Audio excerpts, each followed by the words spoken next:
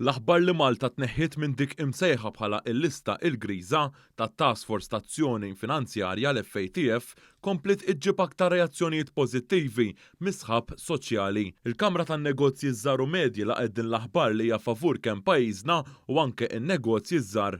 One News kellem mal-President tal-Kamra tan-Negozji Żgħar u Medji, Paula Bela. Bħala Kamra tan-Negozji Żgħar u Medji konna sodisfatti.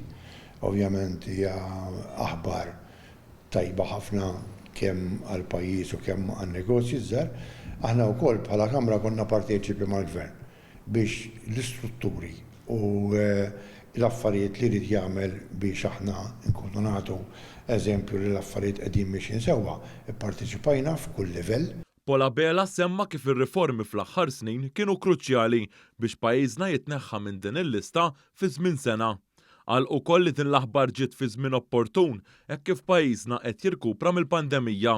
Issa fis-sitwazzjoni li qegħdin f'sitwazzjoni tajjeb riġna f'mument tajjeb peress li għandna problema oħra wara l-bib li hija l-gwerra tal-Ukrajna fejn qed taffettwa anke l-inflazzjoni u qed taffettwa l-prezzijiet fl-importazzjoni. U jien għaw Malta m'għandniex inflazzjoni daqs kemm għandha fl-Ewropa minħabba li l-Gvern qed jagħti ovvjament sussidju fl-elettriku u qed jagħti sussidju wkoll fejn jidħol il-qmuħ qed infissru jiġifieri il-ħobs li hija xi ħaġa importanti wkoll.